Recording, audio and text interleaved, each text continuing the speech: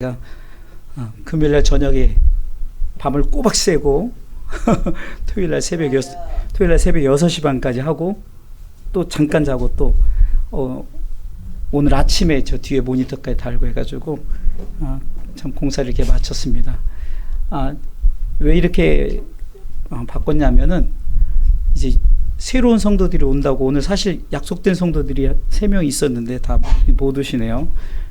이렇게 새로운 성도들이 적응을 할 수 있도록 이렇게 좀 우리가 좀 옛날 교회 우리 예배실로 변형을 했습니다.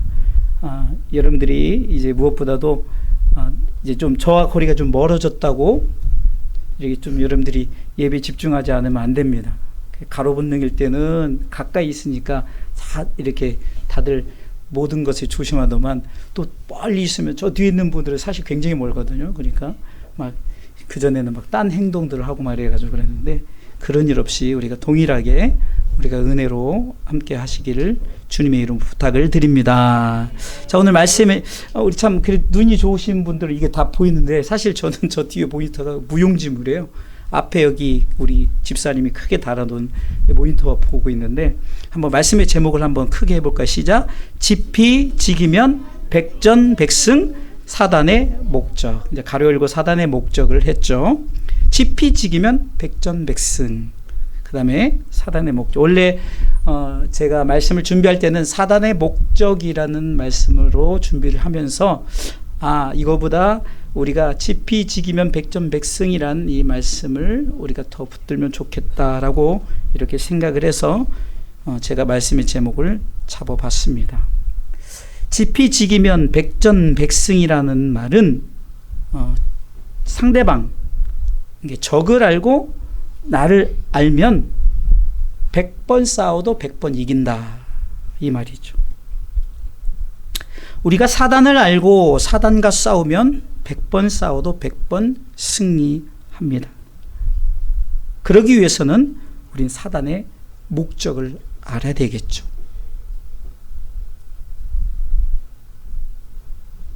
사단의 목적은 오늘 말씀에 보니까 8절 말씀 한번 읽어볼까요? 큰 소리로 여러분들 잘 보이는지 확인하면서 시작. 근신하라 깨어라 너희 대적마귀가 우는 사자같이 두루다니며 삼킬 자를 찾나니. 사단은 지금 배가 고픈 모습을 표현했어요. 우는 사자. 왜 울까요? 배가 고파서. 이게 누군가 눈에 잡히면 바로 잡아먹으려고. 우는 사자와 같이 그가 너무 자신과 함께할 자를 찾아다니면서 만나기만 하면 확 어흥하고 그냥 삼키려고. 사단은 이렇게 우는 사자와 같이 삼킬 자를 찾아다닙니다.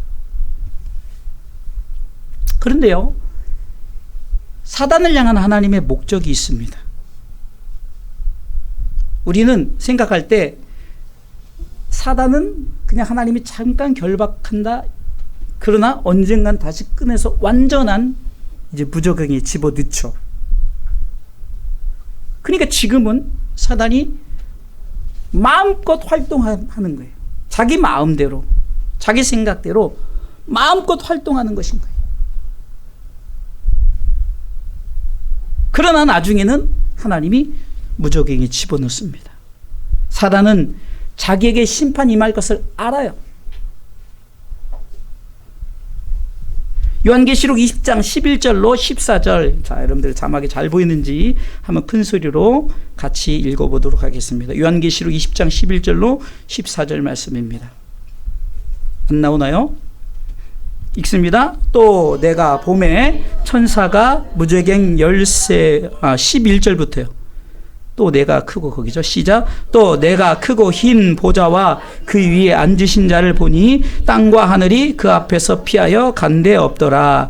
또 내가 보니 죽은 자들이 물음대소하고 그 보좌 앞에 섰는데 책들이 펴 있고 또 다른 책이 펴졌으니 곧 생명책이라. 죽은 자들이 자기 행위를 따라 책들에 기록된 대로 심판을 받으니 바다가 그 가운데서 죽은 자를 내어주고 또 사망과 음부도 그 가운데서 죽은 자들을 내어주매 각 사람이 자기의 행위대로 심판을 받고. 왜 이리 자막이 이러죠? 14절 같이 시작. 사망과 음부도 불못에 던지우니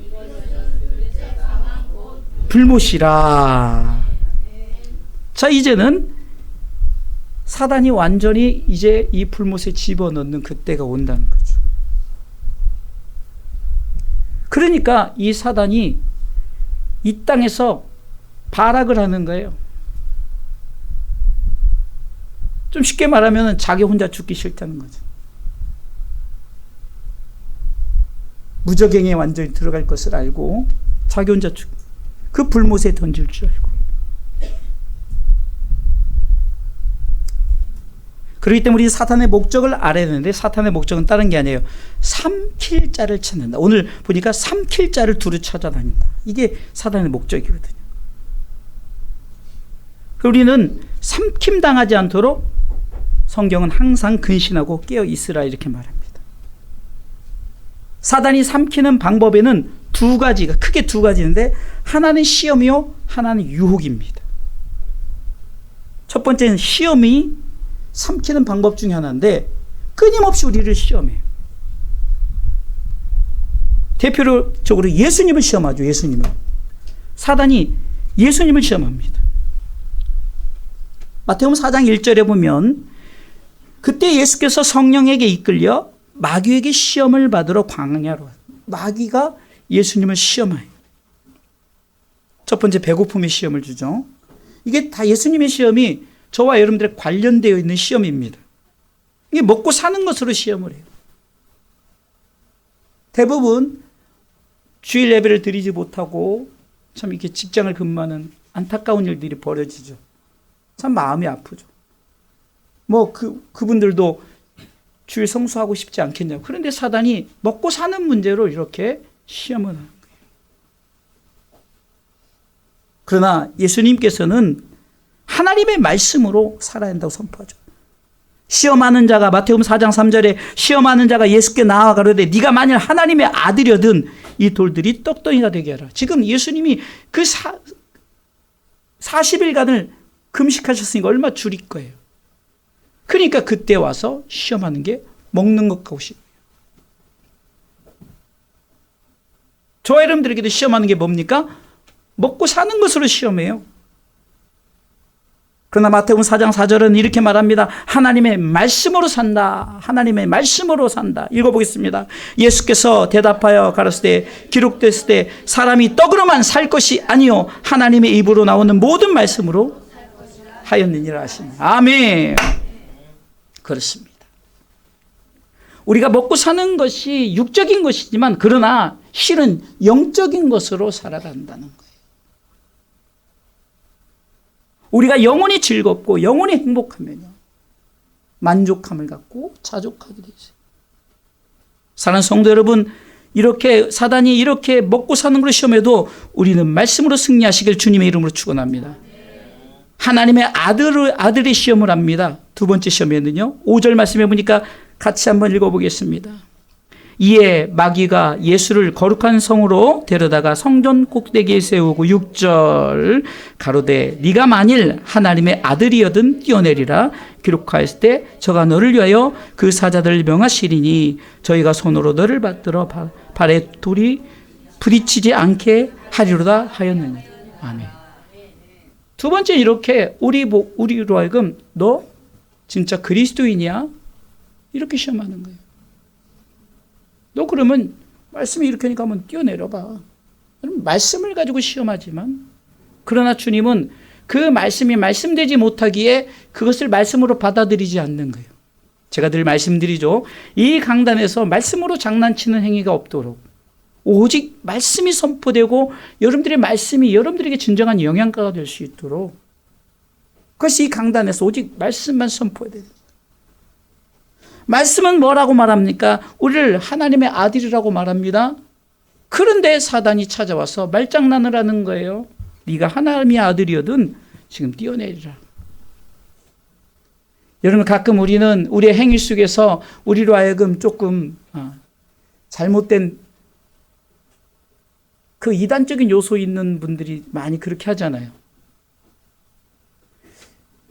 우리 말씀드린 지효사님, 우리 상욱이 기쁨이 이쪽으로 올래? 안 보이니까 얘가 자꾸 기쁨이도 이쪽으로 오세요.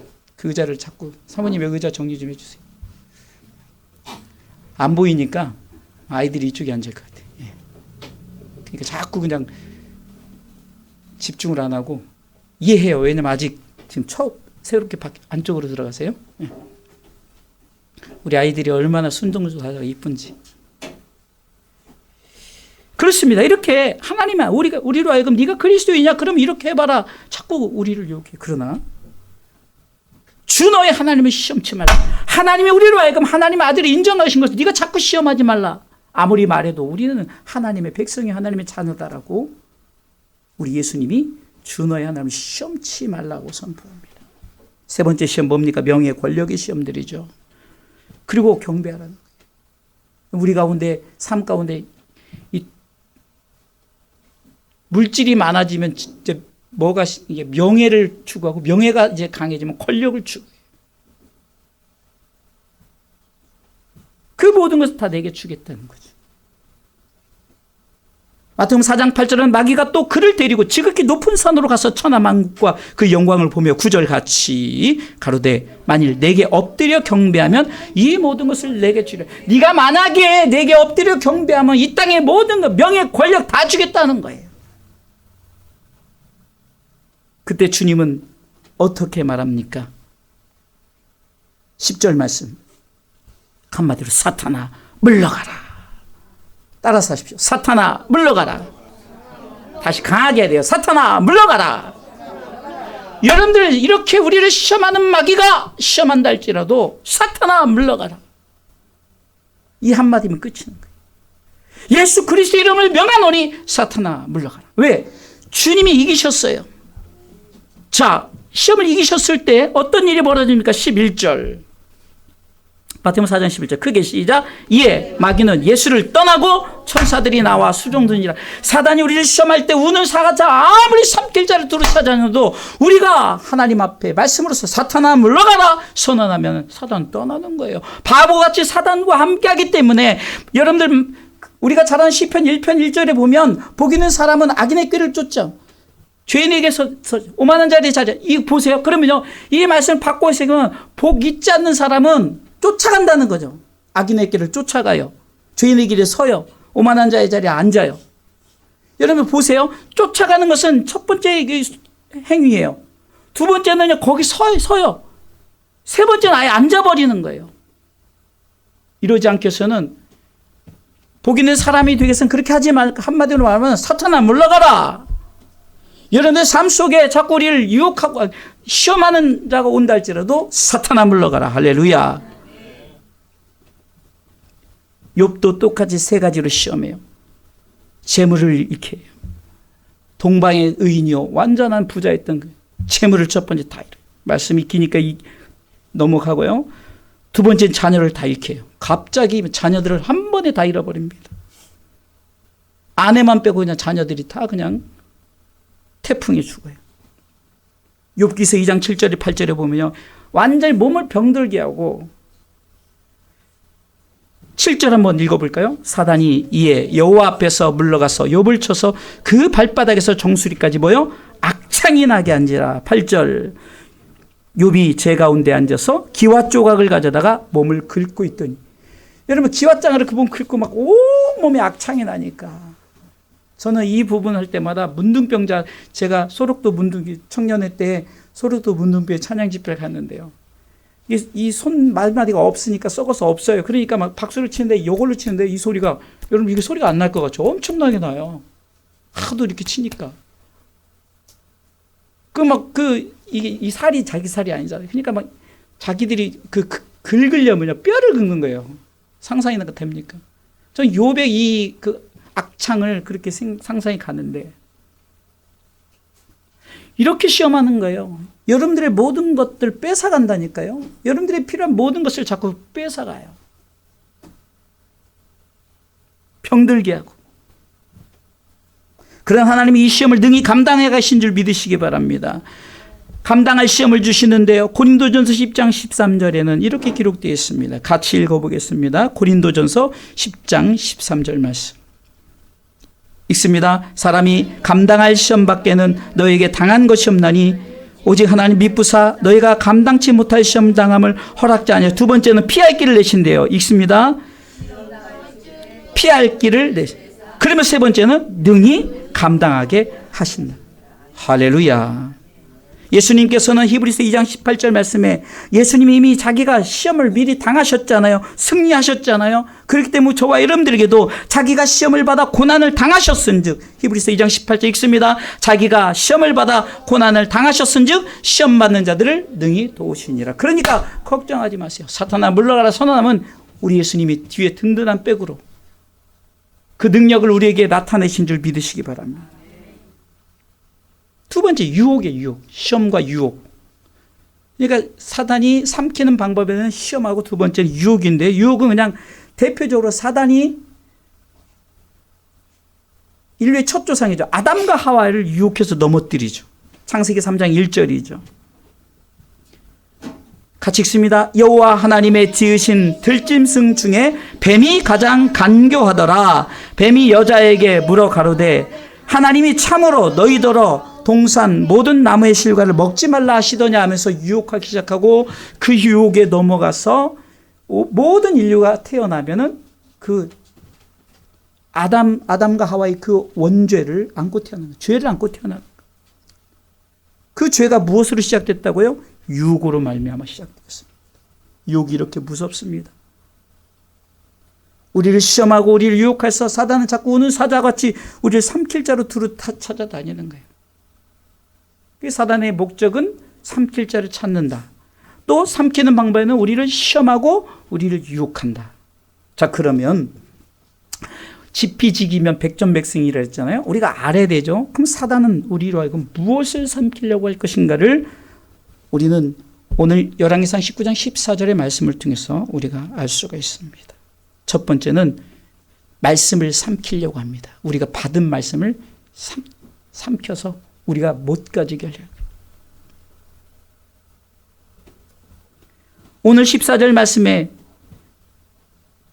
열왕기상 19장 14절 말씀 읽습니다. 저가 대답하되 내가 만군의 하나님 여호와를 위하여 열심히 특심하오니 이는 이스라엘 자손이 주의 언약을 버리고, 여기까지고 주의 언약을 버렸다는 거예요. 이것은 내가 버리고 싶은 것이 아니라 누군가 내가 버리게끔 환경을 시험과 유혹을 통해서 만들었다는 거예요. 오늘 열왕기상 19장 14절은 엘리야가 정말 자기 자신이 죽겠어. 그 세 가지 상황이 어쩌면 사단이 세 가지 삼키는 방법으로 찾아왔는데 첫 번째 고백하는 거예요. 말씀들을 다 많은 이스라엘 백성들이 다 버렸다라고 말하는 거예요. 사랑하는 성도 여러분, 사단은 성도들로 하여금 말씀을 잃어버리게 해요. 그 이유가 뭘까요? 마지막 날에 말씀을 사모하지 않기 때문에 그래요. 말씀을 사모하지 않아요. 그렇기 때문에 아모스 8장 11절 말씀은 선지자를 통해서 이렇게 말씀하고 있습니다. 아모스 8장 11절 말씀에 주 여호와께서 가라사대, 같이 읽습니다. 보라, 날이 이를지라 내가 기근을 땅에 보내리니 양식이 없어 주림이 아니며 물이 없어 가람이 아니요 여호와의 말씀을 듣지 못한 기갈이라. 왜 말씀이 있는데 굶습니까? 왜 말씀이 있는데 목말라 죽습니까? 그것은 하나님 우리에게 주신 말씀을 사단이 그것을 빼앗아가 버려요. 씨 뿌리는 자유서도 비유해 보면요, 길가 돌발 이렇게 나오면서 보면요, 말씀을 받았는데 사단이 다 그것을 빼앗아가 버린다는 거예요. 그리고 우리는 어떻게 해요? 말씀을 사모해야 돼요. 이 강단은 아까도 우리 사람이 떡으로만 살 것이 아니라, 마태복음 4장 4절에 사람이 떡으로만 살 것이 아니라 여호와의 입으로 나오는 모든 말씀, 하나님이 선언한 이 모든 말씀으로 너희들이 산다. 그 말씀을 사모해야 돼요. 시편 107편 9절에는 사모할 때 그 영혼을 만족해 하신대요. 읽어보겠습니다. 저가 사모하는 영혼을 만족해 하시며 줄인 영혼에게 좋은 것으로 채워주심이로다. 할렐루야. 여러분들이 배고픕니까? 여러분들이 목마릅니까? 말씀을 사모하면 하나님께서 채워주시는 거예요. 그것을 보여주는 것이 이스라엘 백성들이 광야 40년 동안에 메추라기와 만나를 통해서 주셨죠. 목이 마르니까 그 반석을 쳐서 생수를 떠냈죠. 지하수를 터지게. 아무리 좋은 말씀이 여러분들에게 선포된다 할지라도 여러분들이 귀를 열어 듣지 않으면 그 말씀은 다 사단에게 다 빼앗겨 버리는 거예요. 말씀이 없어서요? 말씀 홍수 시대라고 그러죠. 말씀이 넘쳐요. 차고 넘치는 시대입니다. 말씀이 없다는 게 무슨 말입니까? 말씀이 얼마나 많은데요. 그러나 그 말씀을 왜 우리가 끝까지 지키지 못합니까? 시험과 유혹, 우는 사자가 삼킬 자가 어흥하고 찾아왔을 때 말씀을 내어놔버려요. 말씀 내려놓는 거예요. 그리고 사단이 좋아하는 것들을 쫓아가는 거예요. 이렇게 사단은 삼키려고 말씀을 삼켜요. 두 번째는 사단이 무엇을 삼키려니까 교회를 삼키려고. 교회를. 아까도 우리 목사님이 그 기도한 교회가 많은 교회들이 문을 닫아요. 성도들이 없어서 문 닫고, 성도들이 없다 보니까 운영이 안 돼서 재정적 지원이 안 되니까 문 닫고. 여러분들 대형화 시대잖아요, 요즘에는. 저는 안경점이 막 그렇게 대형화로, 안경점이 그렇게 대형화가 될까? 막 모든 게 대형화야, 그냥. 식당도요, 막 크게 하면 다 잘 돼요. 작은 데는 다 문 닫고. 그래서 지금 막 시장 골목들이 다 죽으니까 막 그것에 대해서 국가에 얘기하니까 좀 큰 마트들이 그 주일날 한 번은 쉬게 하는 그렇게 하잖아요. 교회들이 그래요. 교회를 삼키려고 하기 때문에. 오늘 말씀해 보니까 말세에 사나운 우는 사자같이 교회를 삼키려고 두루 찾아다니는데요. 14절의 두 번째 줄에 보면은 주의 단을 헐며, 주의 단을 헐며 교회를 헐어버리는 거예요. 저는 우리 주사랑교회 직임 있는 성도들에게 늘 감사하는 게 뭐냐면 이 교회가 존재할 수 있도록 여러분들이 끝까지 교회를 지켰다는 거예요. 교회를 지켰다. 여러분들 교회를 지킨 자들이, 주사랑교회를 지킨 자들이. 우리 교회가 수년 전에 정말 힘들어가지고 정말로 여러분들은 모르지만 제가 지금 문을 닫으려고, 왜 운영도 안 되고 여러 가지 상황이 힘들고, 이렇게 사단은 우리 가운데 교회를 삼키려고 각 수단과 방법을 가리지 않아요. 왜 교회를 삼키려 할까? 사단이 왜 교회를 삼키? 교회는 하나님의 일을 하는 곳이기 때문입니다. 한 영혼 한 영혼. 여러분들 오늘도 몇 명이 오기로 했는데 참 우리 생각으로는 당연히 올 거라 생각하고 막 준비하고, 사실 그분들이 온다고 생각해서 제가 원래는 주일날 끝나고 예배실을 여러 명이서 같이 하려다가 그분들이 온다고 생각하니까 그분들이 왔을 때 좀 교회답게 보여야겠다 해가지고 그냥 혼자 그냥, 왜냐면 이게 위치만 바꾼다고 되는 게 아니라 이 속에 있는 선들을 다 바꿔야 돼요. 음향도 저기 있는 걸 다 이쪽으로 옮겨야 되고. 교회가 정말 교회로서 한 영혼, 여러분 한 영혼 전도가 이렇게 어려운 거예요. 이렇게. 한 영혼이 얼마나 귀하게 보일까? 저는 우리 성도들 한 사람 한 사람이 영혼이기 때문에 얼마나 귀해요. 우리 아이들 한 사람 한 사람. 그 영혼들이 있을 때 교회가 존재하는 거예요. 그 영혼이 한 사람 한 사람 올 때 교회가 교회 사면 교회를 한다는 거죠. 교회는 누가 세우셨습니까? 하나님이 세우셨죠. 누구를 통해서 최초의 교회를 세우셨습니까? 모세를 통해서 하나님이 이렇게 성막을 지었죠. 이번 주 금요일 날 교회를 위해서 하게 하시는 하나님에 대해서 말씀을 하게 하신다. 특별히 그 부살렐과 오홀리압이라는 두 사람을 통해서 하게 하시는 거예요. 지혜를 주시고 명철을 주고 사람을 붙여주시고 또 그들이 자기 기술을 또 가르치게 하시고 연구하게 하고 막, 그래서 사람으로 하나님 하게 하시는, 그만 하게 하셨다는 것은 하나님이 책임지신다는 거죠. 왜요? 하나님이 교회를 세우셨기 때문에 하나님이 내가 책임지겠다라고. 그리고 하나님은 출애굽기 25장 8절 말씀을 통해서 분명하게 이렇게 말씀하고 있습니다. 출애굽기 25장 8절입니다. 같이 읽습니다. 내가 그들 중에 거할 성소를 그들을 시켜 날 위하여 짓되. 자, 지금 교회가 누가 계신 곳이라고요? 하나님이 계신 곳이에요. 할렐루야. 하나님이 계신 곳이에요. 하나님이 계신 이 교회를 사단이 삼켜버리려고 하던 거예요. 왜? 하나님이 영혼을 살리는 곳이기 때문에. 여러분들 요즘에 아무 데서 예배를 드린다 주장한 이들은요, 하나님을 무시하는 행위입니다. 저는 안타깝게도 좀 큰 교회 이제 은퇴를 했으면은 정말로 전체적인 교회를 바라보면서 해야 되는데, 안타깝게도 그 유명한 사람들이에요. 그런 분들이 유튜브를 통해서 유튜브 교회를 만들어 놓고 거기서 한다는 소리가 교회가 무슨 소리? 아니, 자기가 교회 할 때는 그런 소리 안 하던. 이런 일들 때문에요, 좀 신앙이 좀 왔다 갔다 하는 사람들은, 그래, 맞아, 교회가 무슨 소용이야, 내가 교회지. 여러분들 목사 할아버지라도요, 교회 없이 신앙생활, 여러분 은퇴하신 분들이 왜 그 신앙을 잃어버린 행위들이 왜 생깁니까? 은퇴하신 분들이 어디 예배 드릴 곳이 없는, 왜? 목사니까 어디 가서 뭐라 하기도. 우리 여러분 잘 아는 윤재광 목사님이라고 익산의 주성한교회 목사님인데, 한 2년인가 3년 동안 한 노 부부가 오셔서 예배를 드리는데 2년인가 3년 만에 고백하더니 사실 제가 목사입니다. 안타까운 행위예요. 그분들이 뭐 그러고 싶어서 그랬겠냐. 괜히 교회에 폐를 끼칠까 봐 교회를 자꾸 문을 닫게 하고 교회로 하여금 그렇게 못하게 하는 이유들이 뭘까요?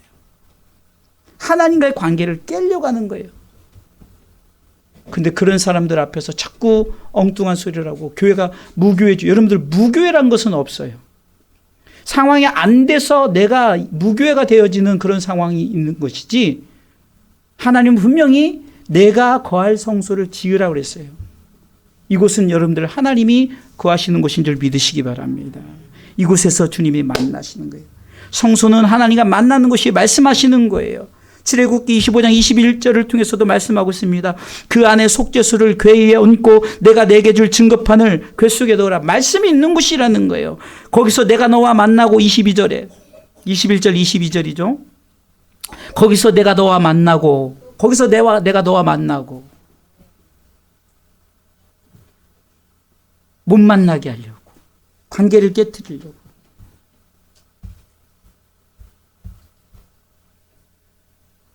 가끔 우리는 신앙생활할 때 참 교회의 그 크기를 보고 성도의 숫자를 보고 신앙생활할 때가 있어요. 여러분들 참고로 예수님 시대 때 예루살렘 교회는요 25년 동안 지은 성전이에요. 그런데 주님이 뭐라고 말합니까? 허물어 버리래요. 아니, 허물어 버리래요. 그리고 내가 세우겠다는 거죠. 성경은 그 성전을 자신을 가리킨, 예수님을 가리킨다고 말해요.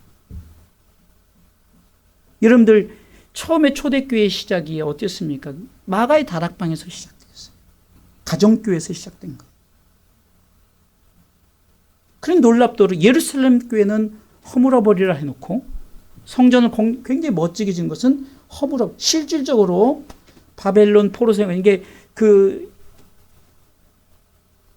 유다가 멸망당하고 남방 유다 북방 이스라엘 멸망당했을 때, 아수르에게 멸망당할 때 실제적으로 성전이 다 허물어졌어요. 주님의 말씀이 이루어지는 거예요. 주전 700년 뒤. 여러분, 이게 역사적인 사건이에요.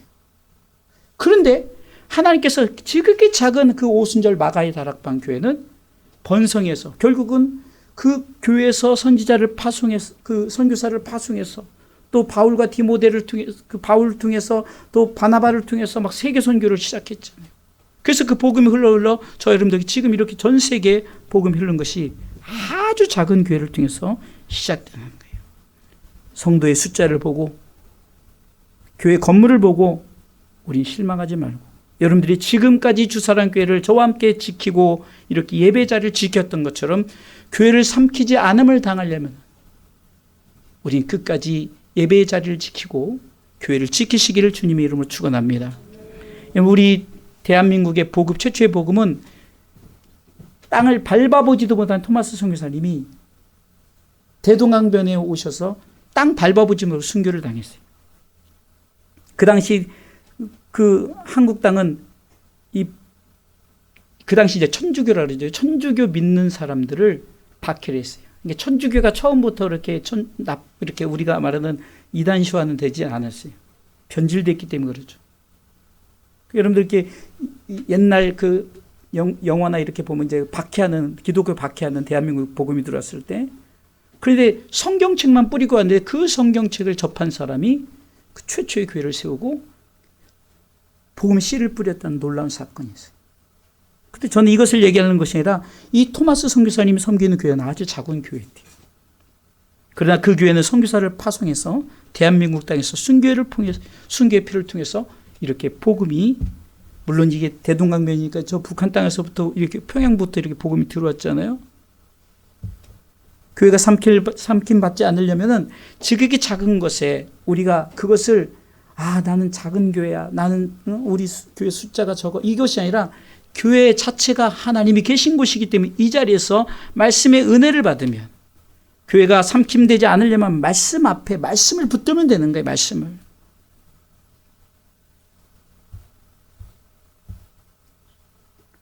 제가 이게 설교를 준비하다 보니까 원고가 굉장히 길게 돼서 세 번째 넘어가겠습니다. 세 번째는 사단은 무엇을 삼키려고 합니까? 세 번째 읽어보겠습니다. 목자를 삼키려고 합니다. 지금은 저로 말하면은 목사를 삼키려고 하죠. 오늘 열왕기상 19장 14절 세 번째 보니까 주의 중반부에 후반부에 보니까 주의 선지자들을 죽였으며, 넷째 줄이죠. 주의 선지자들을 죽였으며. 말씀을 삼키고 교회를 삼키고 목자를 삼키려고 하는 거예요. 말세의 사단은 우는 사자와 같이 목자를 삼키려고 두루 찾아다닌다는 거예요. 우리는 목자의 사명을 위해서 기도해야 되는 거예요. 여러분들이 목자를 위해서 기도하시길 바랍니다. 성경은 에스겔 34장 7절로 8절 말씀에 이렇게 말씀하고 있습니다. 7절 말씀. 그러므로 목자들아 여호와의 말씀을 들을지어다. 8절에는 주 여호와의 말씀에 내가 나의 삶을 두고 맹세하노라. 내 양의 무리가 노략거리가 되고 모든 들짐승의 밥이 된 것은 목자가 없음이라. 내 목자들이 내 양을 찾지 아니하고 자기만 먹이고 내 양의 무리를 먹이지 아니하였다. 목자가 사명을 감당하지 않고 자기 배만 부리면, 우리는 그런 목자를 싹군 목자라고 말하죠. 싹군 목자. 마태복음 26장 31절에도 때에 예수께서 제자들에게 이르시되 오늘 밤에 너희가 다 나를 버리라 하시면서 기록된 바 내가 목자를 치리니 양의 떼가 흩어지려 했느냐. 어떤 목자예요? 싹군 목자를 치는 거예요. 싹군 목자. 차라리 그 목자 앞에서는 흩어지는 게 나으니까. 그럼 왜 싹군 목자가 되는 거예요? 사단이 싹군 목자 되도록 삼켜버리니까. 예수님을 본받아 선한 목자로 시작했지만 싹군 목자가 되어지는 거예요. 여러분, 지금도 안타까운 일들이 저 아는 주변에도 벌어지는 거예요. 우리 여러분 잘 아는 최진건 목사님이 지금 청빙을 받아서 지금 이렇게 하는데도 자꾸 인식해서 은퇴를 했으면 넘겨줘야 되는데 자꾸 계속해서 끌어나가고, 아니 다 결정됐는데도 은퇴 예배를 안 해요. 왜 그럴까요? 자꾸 싹군 목자의 사명을 하고. 안타까운 일이에요. 아마 그 교회가 작은 교회였다면 그러잖아요. 거기 교회가 좀 이 대지가 굉장히 큰 300평 이상의 대지를 갖고 있더라고요. 그 교회 건물 자체가. 교회는 좀 노후됐지. 그러니까 그걸 안 내려놓는 거예요. 아까워. 아니 그게 누구 건데요? 성도들이 헌금으로 만들어진. 그러잖아요. 개인 것이 아니잖아요. 이렇게 싹군 목자가 되지 않도록 여러분들이 기도해 주시길 주님의 이름으로 부탁드립니다. 우리 주사랑교회도 정말 교회 사명을 감당할 수 있도록, 이 흩어지지 않도록. 싹군 목자는요, 요한복음 10장 12절에 13절에 이렇게 말합니다. 목자다. 목자가 아니라는 거예요. 그러니까 양도 제 양이 아니고 하나님 흩어버리는 거예요. 왜? 거기서 말씀 받으면 변질되니까 흩어버리는 거예요. 양도 제 양이 아니고. 이 싹군 목자는 이리가 오면 도망가 버려요. 양을 버리고 도망가래요. 13절에 이렇게 말하고 있습니다. 왜 도망가느냐? 읽습니다. 달아난 것은 저가 싹군인 까닭에 양을 돌아보지 아니하여. 그러니까 마태복음 9장 36절에는 예수님이 그것을 보시고 목적 없는 양과 같이 고생함 유리함을 보고 주님이 민망히 여기신다. 제가 늘 말씀드리죠. 우리 주사하나님교회는 예배당이 있어요. 예배드린 예배실이 있어요. 할렐루야. 말씀 전하는 주의 종이 있어요. 할렐루야. 그리고 그 하나님께서 우리를 통해 영광 받으시는 하나님이 계시니 교회로서 충분합니다. 그렇기 때문에 여러분들은 사단이 이렇게 말씀을 삼키려고 하고 또 교회를 삼키려고 하고 주의 종을 삼키려고 하지만 지피지기예요. 자, 이렇게 우리를 하여금 이렇게 사단이 이렇게 우리를 공격해요. 지피란 것은 사단의 이 삼킬 목적을 지피했다면 이제 지기예요. 지기. 백전백승에서는 지기. 뭘 알아야 됩니까? 그럼 이길 수 있는 방법이 있다는 거예요. 첫 번째는 뭐라고 말합니까? 5장 8절에 근신하고 깨어 있어야 된다. 근신하고 깨어 있어야 된다는 거예요. 항상 보초병이 보초를 쓸 때 깨어 있는 것처럼 항상 우리가 근신하고 깨어 있으라는 거예요. 마태복음 26장 41절 말씀에는 시험에 들지 않도록 깨어서 기도하라는 거죠. 근신하고 깨어 있는 방법 중에 하나는 기도하라는 거예요. 우리는 항상 근신하고 깨어 있으시길 주님의 이름으로 축원합니다. 두 번째, 믿음을 굳게 하시기 바랍니다. 믿음을 굳게 하래요. 오늘 9절 말씀이 이렇게 말합니다. 너희는 믿음을 굳게 하여. 너희는 믿음을 굳게 하여. 너희는 믿음을 굳게 하여. 믿음을 굳게 하라는 거예요. 생각나는 말씀이 있죠. 고린도서 13장 5절. 우리 스스로 믿음을 점검해 봐야 돼요. 이 말씀은 천천히 다 같이 읽어보겠습니다. 고린도서 13장 5절 말씀. 참 무서운 말씀입니다. 믿음을 점검하라는 거죠. 읽습니다. 너희가 믿음에 있는가? 너희 자신을 시험하고 너희 자신을 확증하라. 예수 그리스도께서 너희 안에 계신 줄을 너희가 스스로 알지 못하느냐? 그렇지 않으면 너희가 버리운 자 되니라. 믿음을 굳게 하지 않으면 이런 일이 벌어지는 거예요. 믿음을 지켜야 되는 거예요. 우리 아이들 여러 가지 그런 가족적인 상황, 또 그 학교나 뭐 그 환경적인 상황, 뭐 여기 삶 속에서 뭐 스트레스, 뭐 우울증, 우리 성도들도 다 포함되는 거죠. 다 이런 것들. 어쩌면 자꾸 사단이 우리를 삼키려고 할 때 믿음을 굳게 하는 거예요. 어떤 것에도 나는 이긴다. 사춘기 와봐라 이긴다. 갱년기 와봐라 이긴다 이래야죠. 아이고 갱년기니까 다들 갱년기니까 뭐 그렇죠. 뭐 그 어쩔 수 없겠죠. 그러나 믿음을 굳게 하면 이길 수 있는 줄 믿으시기 바랍니다. 예? 지금 여러분들 병을 안고 또 여러 가지 힘들고 어려운 중에서도 여러분 이길 수 있는 방법 믿음을 굳게 하는 거예요. 말씀을 듣는 거예요. 우리 강도사님이 우리 누님 되신 강도사님이 참 갑자기 그냥 예? 왼쪽을 못 쓰는 거예요. 얼마나 절망적이겠습니까? 근데 요즘에 제가 차량 운행을 예배 때문에 수요 예배 금요 다 나오면서 같이 얘기하면서 너무 좋다는 거예요. 말씀이 좋고 너무 좋다는 거예요. 그러니까 회복이 되어지는 거예요. 그래서 제가 늘 말씀드리죠. 누님은 강도사님입니다. 강도사님은 평신도가 아니라는 거죠. 사역자입니다. 사역자로 사명을 감당하세요. 그래서 안 그래도 오늘 한 명 존대서 오기로 약속했는데 펑크가 난 거예요. 그러나 포기하지 말고 복음은 전하는 거예요. 안 와도 됩니다. 뭐 와야 좋겠지만 뭐 그래도 계속 전하는 거예요. 7.8기로 계속 오뚜기 신앙도 저번에 설교 한번 했었죠. 일어나야 돼요. 믿음으로 말미암아. 그 성경은 말하지 않습니까? 오직 믿음으로 말미암아 우리가 살아야 된다. 믿음으로 말미암아 살아. 그리고 우리가 믿음으로 말미암아서 하나님의 능력으로 이제 보호하심을 입는데요. 베드로전서 1장 5절. 말씀이 참 좋은 말. 저 말씀 준비하면서 감사한 게 아니 말씀이 다 얘기를 하고 있더라니까요. 읽어볼까요? 너희가 말세에 나타내기로 예비하신 구원을 얻기 위하여 믿음으로 말미암아 하나님의 능력으로 보호하심을 입었다는 거죠. 할렐루야. 믿음이 있어야만이 하나님의 능력에 보호하심이 있는다는 거예요. 예? 수동적이지 않아요. 가만히 앉아있어 감 떨어지길 기다리면 뭐가 떨어진다 했죠? 썩은 감 떨어지는 거예요. 좋은 감은 내가 이것을 따먹어야 되는 거예요. 이게 믿음인 거예요.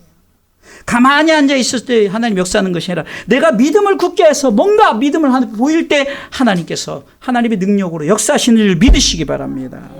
세 번째, 사단을 이길 수 있는 방법은 사단을 대적하십시오. 사단을 대적해야 됩니다. 오늘 9절 말씀은 이렇게 말씀하고 있습니다. 너희는 믿음을 굳게 하여 저를 대적하라. 저를 대적하라. 사탄은 대적하는 거예요. 야고보서 4장 7절은 이렇게 말하고 있습니다. 야고보서 4장 7절입니다. 그런즉 너희는 하나님께 순복할지어다. 마귀를 대적하라. 그리하면 너희를 마귀를 대적하면 피한대요. 그러니까 두 가지를 말하는 거죠. 하나님께 순복하라는 거예요. 하나님께 순복. 철저하게 하나님 앞에 순종하고 복종하라는 거죠. 그럼 하나님 앞에 순종하고 복종하는 게 뭡니까? 말씀 앞에 순종하고 복종하라는 거죠.